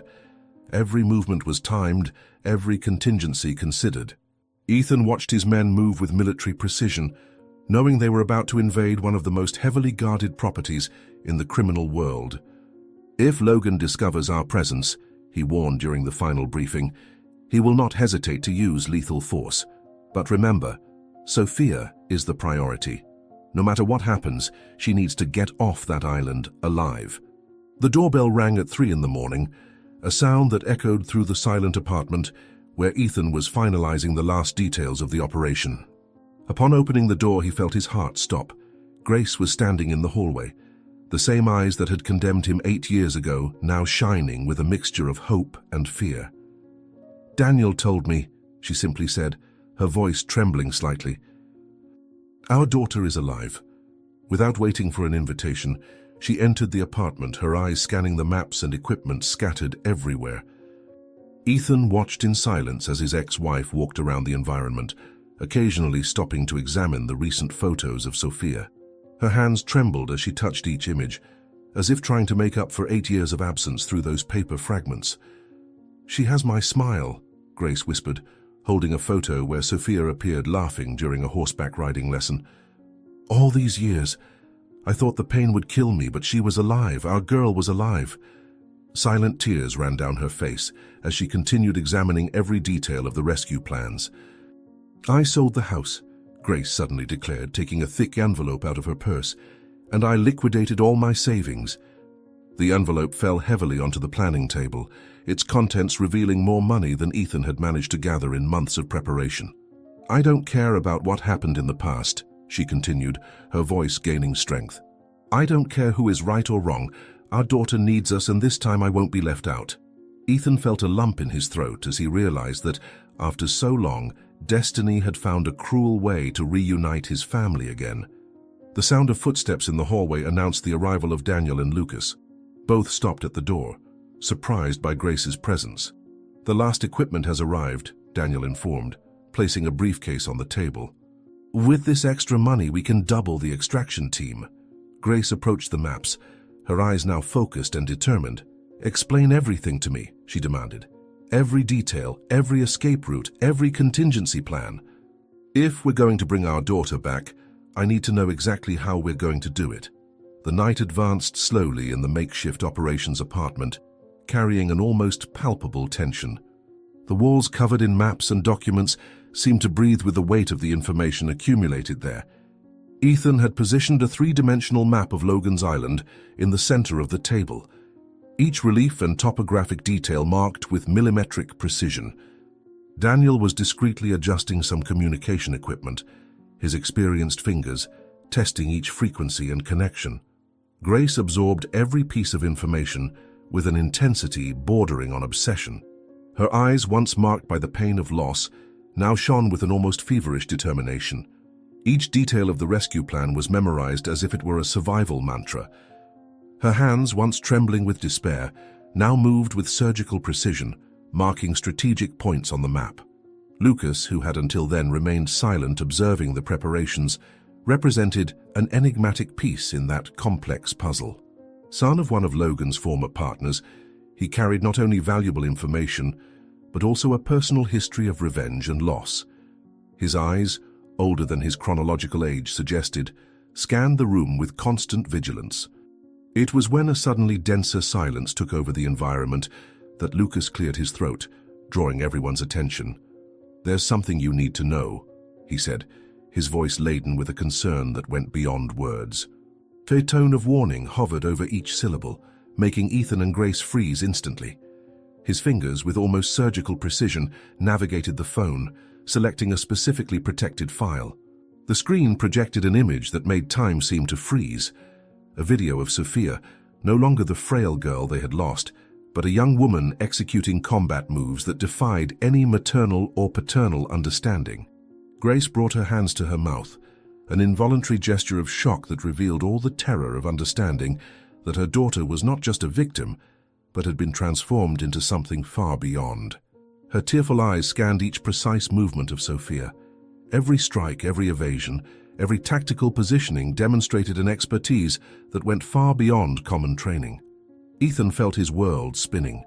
His daughter's movements were not just personal defense techniques, they were the materialization of a meticulous transformation, a human engineering project developed by Logan over the years. Every movement seemed to tell a story of manipulation, of a deliberate construction that surpassed the limits of parenting and entered the territory of social engineering. Lucas began to explain, his voice low and controlled. The images revealed not only physical abilities, but a deep psychological conditioning. Sophia was not just trained, she had been programmed. Every reaction, every movement, seemed like the product of a survival algorithm constructed with millimetric precision. Logan didn't just create her, Lucas said, his voice carrying the weight of years of investigation. He transformed her into an instrument, a living weapon, with intelligence, strategic capability, and a level of conditioning that defies any traditional understanding of training. The video continued, revealing increasingly deeper layers of a disturbing reality. Sophia executed sequences of movements that combined different martial arts, military techniques from different origins, all with a fluidity that suggested something beyond training, an almost symbiosis between body, mind, and objective. Ethan felt a chill run down his spine. It wasn't just his daughter at stake. It was something much bigger, much more complex than any conventional rescue could contemplate. The scene froze everyone in a moment of disturbing revelation. What they were about to rescue was not just Sophia.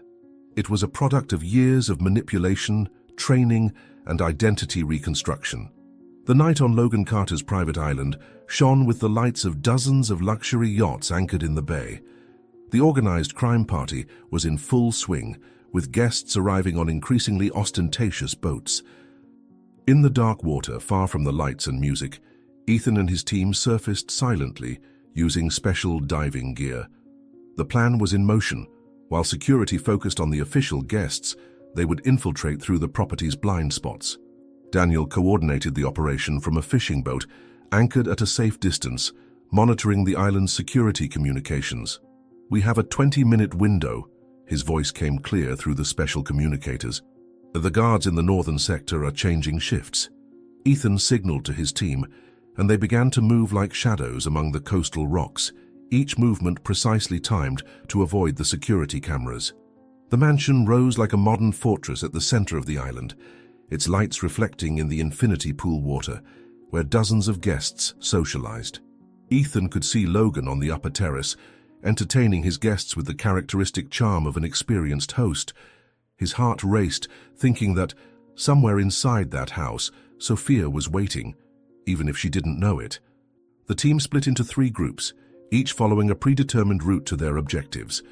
The first real challenge came when they needed to cross the main garden. The electronic security specialists had managed to create a breach in the alarm system, but the timing had to be perfect. 60 seconds, one of them warned, his fingers flying over a modified phone. Ethan watched the guards moving in their usual patterns, counting the seconds in his mind. When the signal came, they moved swiftly across the exposed space, their dark clothes blending with the shadows cast by the ornamental trees. Inside the property, the party music echoed through the corridors, masking the sound of their movements. Ethan consulted the mental map of the mansion, guiding his team with silent gestures. According to Lucas's information, Sophia used to stay in the master bedroom on the 3rd floor during parties, protected by personal security guards. Each step took them deeper into the lion's den, and Ethan could feel the tension growing in his chest. After 8 years of mourning and obsessive searching, He was finally moments away from reuniting with his daughter. But as they moved silently through the luxurious corridors, a doubt tormented him. Would she still be the same girl he lost on that fateful day at the amusement park? A slow, sarcastic clap echoed from the bedroom door. Logan Carter entered with the casual elegance of a satisfied predator, his impeccable tuxedo contrasting with the tense atmosphere. "What a touching family reunion," he said, a cruel smile playing on his lips. Sophia, now Sarah, immediately moved to his side, the body language of the two making clear who she considered her true father. Ethan felt his world spin as he saw his daughter seek protection from the man who had destroyed their lives.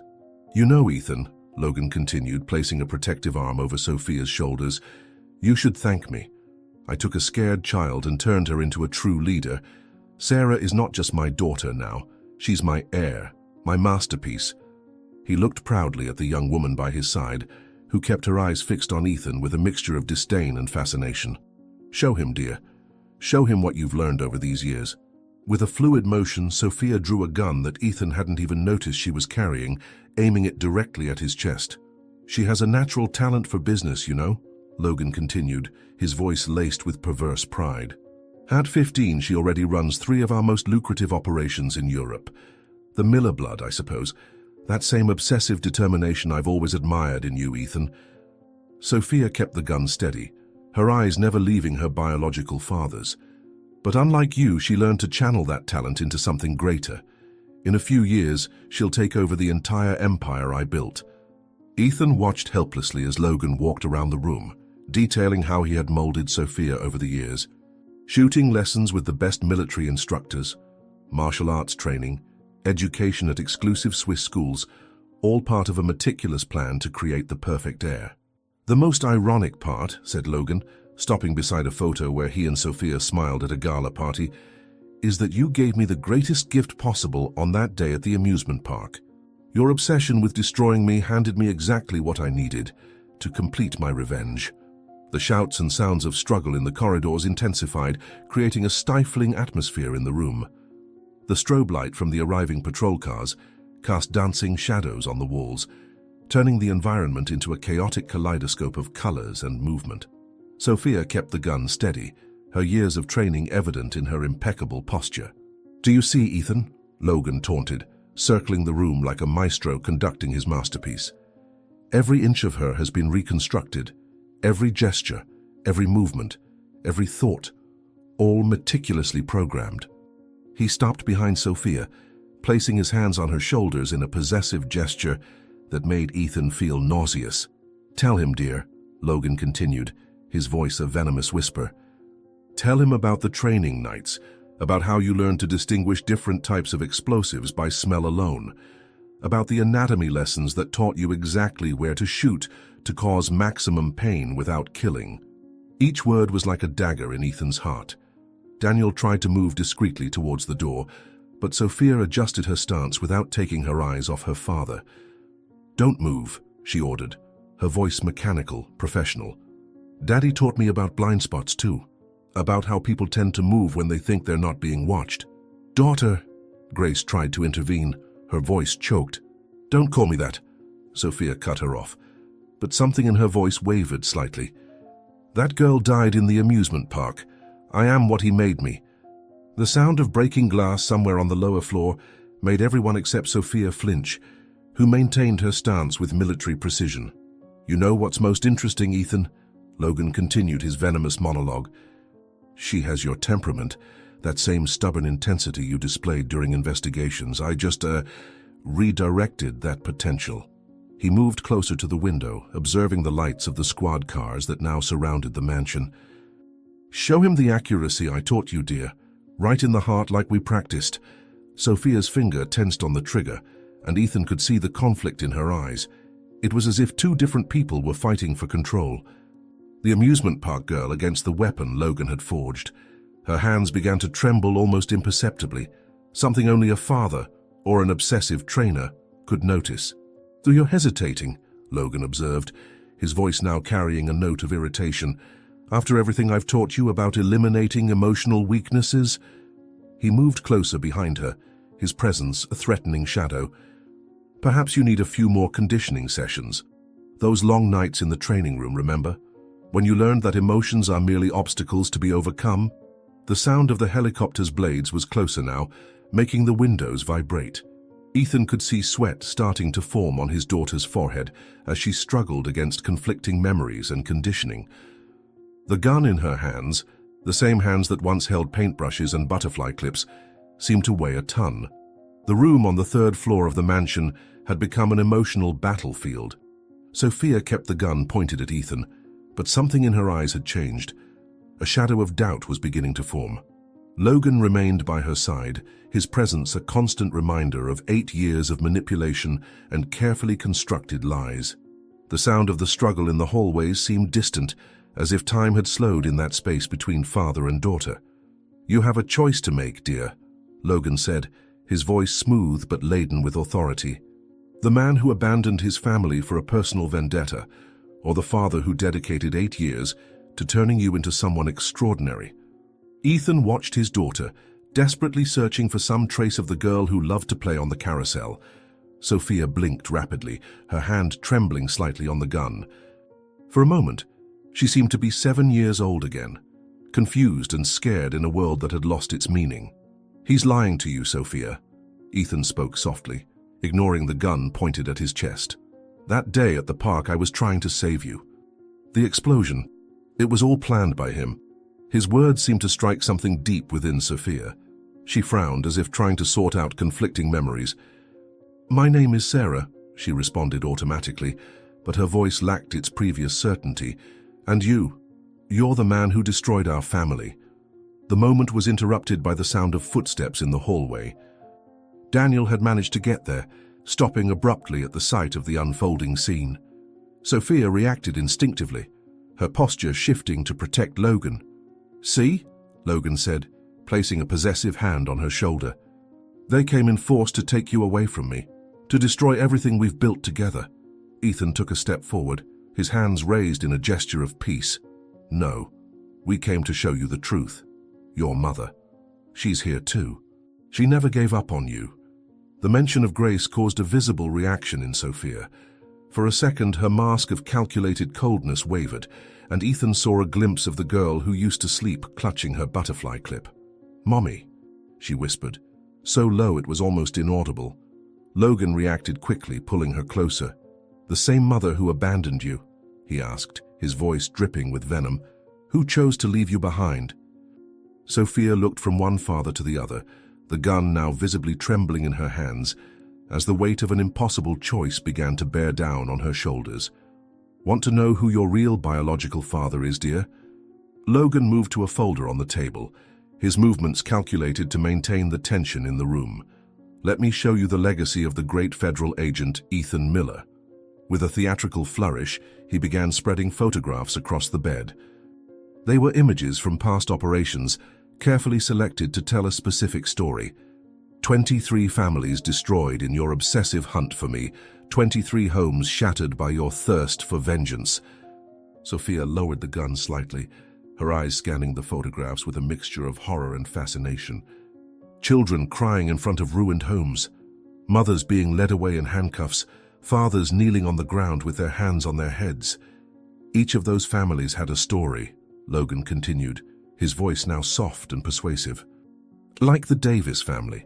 Remember little Lucas, the boy who used to play with you on the yacht?" Ethan felt his blood run cold as he realized the manipulation. Logan was using even his own crimes to further poison Sophia's mind. "Your biological father destroyed all those lives in his obsession with me," Logan went on, each word carefully chosen. "And do you know the most ironic part? He didn't even care about those people. They were just collateral damage in his personal crusade." Sophia stared at the photos, her face a mask of internal conflict. Ethan tried to approach, but she immediately raised the gun again. "No!" she screamed, her voice shaking. "Don't come any closer. You're a monster." Daniel, still standing in the doorway, tried to intervene. "Sophia, he's manipulating you. Those pictures." But Logan cut him off with a cold laugh. "Manipulating? Every image here is real. Every tragedy happened exactly as I show. Isn't that right, Ethan?" Ethan felt the weight of the words, knowing he couldn't entirely deny his obsession with Logan had indeed caused collateral damage over the years. But the manipulation was in how the story was being told. "He destroyed our family long before that day in the park," Logan continued, now protectively embracing Sophia. "Ask him how many birthdays he missed chasing false leads. How many school performances he ignored to follow my trail. I just accelerated the inevitable." The words struck Sophia like poisoned arrows, each one reinforcing years of psychological manipulation. Ethan watched helplessly as his daughter pulled closer to Logan, seeking protection from the man who had stolen her life. It was a scent that triggered everything, a faint aroma of vanilla that wafted through the room as Grace silently entered the door. The same perfume she wore to tell Sophia bedtime stories. The 15-year-old froze, her gun still aimed at Ethan, but her eyes now fixed on the woman she hadn't seen in 8 years. "Mom," she whispered again, but this time her voice carried a different note, something primal, predating all of Logan's training. Like an old film beginning to roll, the memories started to come back. First in confused flashes, the taste of chocolate chip cookies on Sunday mornings, the sound of laughter as she played hide-and-seek in the garden, the soft touch of hands fixing her butterfly barrette before school. Sophia blinked rapidly, trying to shake the images that didn't fit the narrative Logan had so carefully constructed. "No, it's not real," she murmured, but her voice had lost its earlier certainty. "Remember the carousel, my little one?" Grace spoke softly, taking a hesitant step toward her daughter. "You always chose the white horse with the golden mane." Something flickered in Sophia's expression. Her hand on the gun trembled more noticeably. Other memories began to surface. The smell of popcorn at the amusement park, the feel of wind on her face as the carousel spun, her father's voice, her real father, promising it would be a special day. Logan sensed the shift immediately. "Don't let them confuse you," he said quickly, his voice losing some of its usual control. "Remember what they did, what your biological father did." But something had cracked in the spell. Sophia was looking now at the butterfly barrette on her dresser, not the one Logan had bought to replace the original, but the real one, which she had found hidden in an old box years ago and secretly kept. "You used to sing to me," she said suddenly, gazing at Grace, her voice thick. "Every night before bed, a song about butterflies." Tears began streaming down her mother's face as she silently nodded. Ethan watched, his heart clenched as more memories seemed to awaken in his daughter. The gun in her hand lowered slightly, and for a moment everyone in the room could see the battle in her eyes, between the person Logan had created and the girl who had never truly died. The room fell into a tense silence as Sophia looked back and forth, her hands trembling slightly. The sirens seemed to echo the quickened rhythm of her heart, each second weighing like an eternity. Logan kept his gun steady, his eyes never leaving the face of the girl he had raised as his own daughter. "Think of everything we've built," Logan whispered, his voice taking on that persuasive tone he had used so many times over the years of conditioning. The piano lessons in Vienna, the summers at our Tuscan villa, every perfect moment we created together. Sophia's hand unconsciously touched the necklace she wore, a gift for her 14th birthday, given after she had successfully completed her first training in international negotiations. Grace took a hesitant step toward her daughter, her eyes silently pleading. "He fabricated those moments, sweetheart, built them on lies and manipulation." Her voice shook with a mix of fear and determination. "Your true moments, your real memories were stolen from you." The sound of helicopters joined the sirens, creating a chaotic symphony that seemed to amplify the tension in the room. Logan adjusted his stance, strategically moving to block the door leading to the terrace. "Remember what I taught you about loyalty," he went on, every word carefully chosen. "About family." "Family," Ethan cut in, his voice heavy with restrained emotion. "You destroyed hers, stole 8 years we can never get back." Sophia closed her eyes for a moment, as if trying to sort through the whirlwind of conflicting emotions and memories in her mind. "The ballet recitals," she murmured, her voice almost inaudible beneath the growing noise. "You were always there, front row." Logan smiled triumphantly, but she continued. "But they weren't my first recitals, were they? There were others. Before." Her hand now touched the barrette in her hair, an unconscious gesture that made Logan frown. The chaos outside escalated. Shouts and orders being issued, the sound of people running, doors slamming. Daniel, still stationed near the doorway, maintained radio contact with the rescue team, but his eyes never left the scene unfolding before him. "Every story you told me," Sophia went on, her voice gaining strength. "Every memory you planted. There was always something missing, like puzzle pieces that never quite fit." She took a step back, distancing herself from both Logan and her biological parents.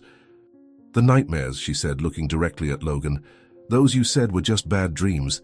They were memories trying to come back, weren't they?" A tear rolled down her face as understanding took over her features. "The nights when I woke up crying, calling for a mother you said had abandoned me." The sound of the helicopter blades was closer now, the wind making the curtains dance violently.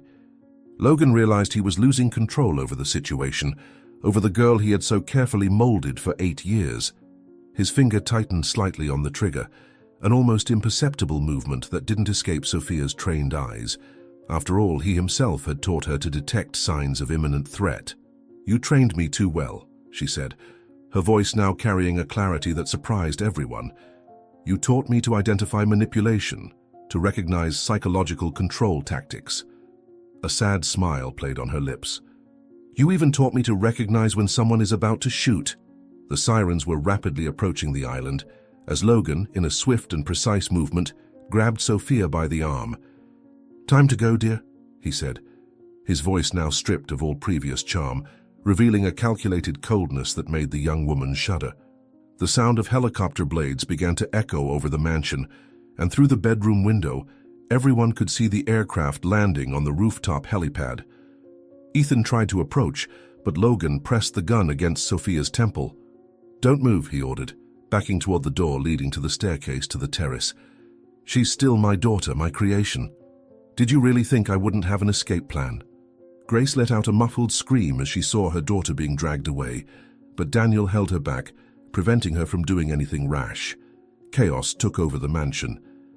The party guests, realizing the authorities had arrived, were running in all directions seeking escape routes. Logan took advantage of the confusion to make his way to the terrace, using Sophia as a human shield. The young woman, still stunned by the memories that had awakened, let herself be led, her eyes alternating between her biological parents and the man who had raised her for the past 8 years. "Did you plan this too?" she asked suddenly, her voice almost inaudible beneath the noise of the blades. "Like you planned the day at the park?" Logan tightened his grip on her arm, his face a mask of determination. "Everything I did was to protect you," he replied, but his voice had lost its earlier power of conviction. Ethan and his team followed at a distance, helpless as they watched father and daughter, kidnapper and victim, approach the helicopter. The wind from the blades whipped their faces as Logan forced Sophia onto the helicopter. Ethan, Grace, and Daniel watched, their hearts clenched, as the man who had shattered their lives prepared to disappear again with Sophia. It was then that the young woman, already inside the helicopter, looked straight into Ethan's eyes. For a brief moment, father and daughter connected across 15 years of separation, pain, and lies. And in that look, Ethan saw something that gave him hope. His little girl was still there, fighting to emerge from beneath the layers of Logan's manipulation. The helicopter began to rise slowly, its blades cutting through the night air. Ethan ran for the terrace, followed by Daniel, ignoring the risk of the bullets Logan fired to keep them at bay. It was then that something unexpected happened. Sophia began to sing. Her voice, barely audible above the noise of the blades, intoned a familiar melody, the butterfly song her mother used to sing before bed.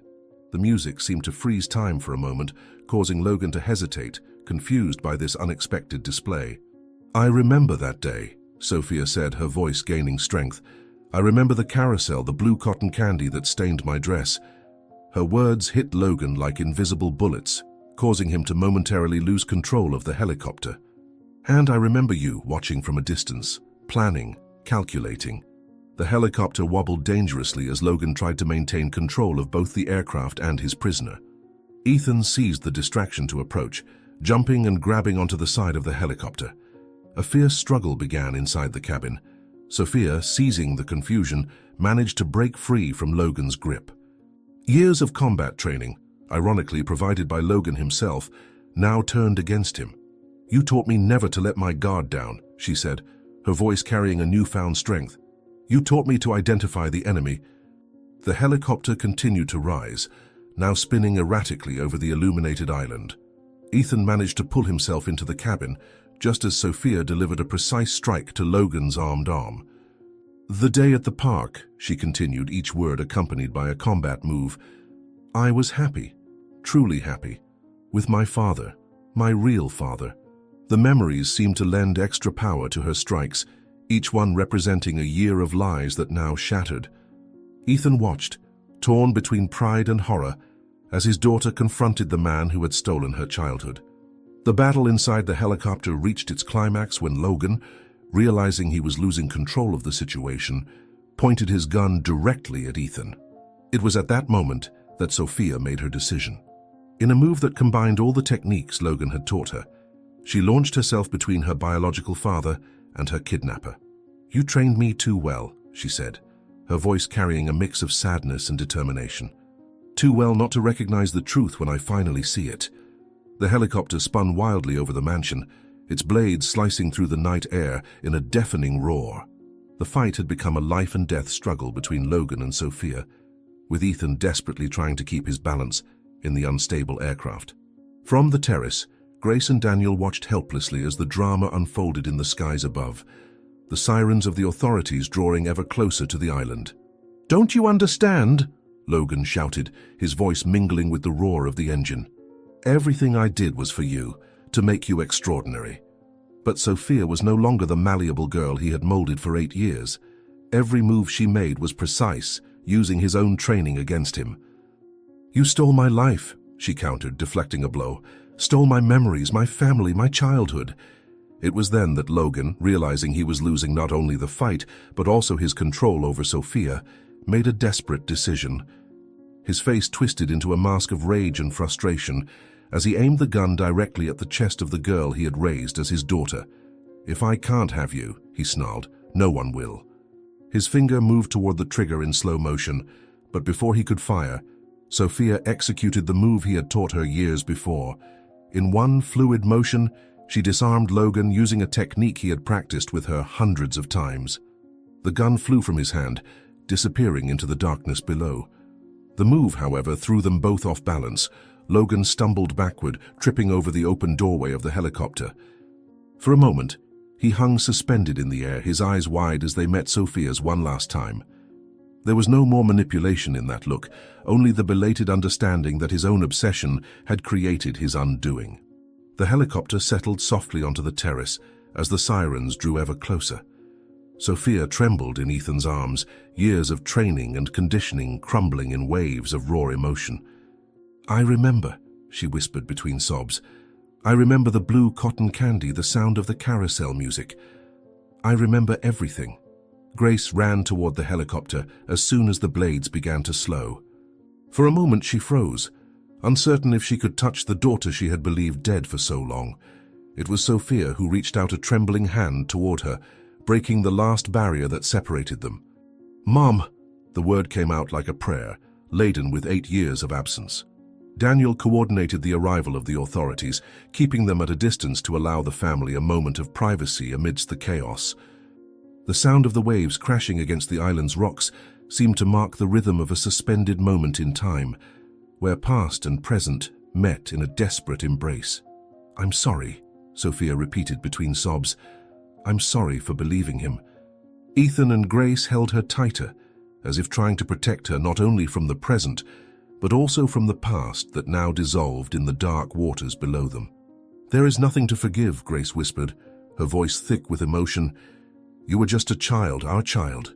The lights from the vehicles were beginning to illuminate the terrace when Sophia finally pulled back a little, looking into her parents' eyes with a mixture of fear and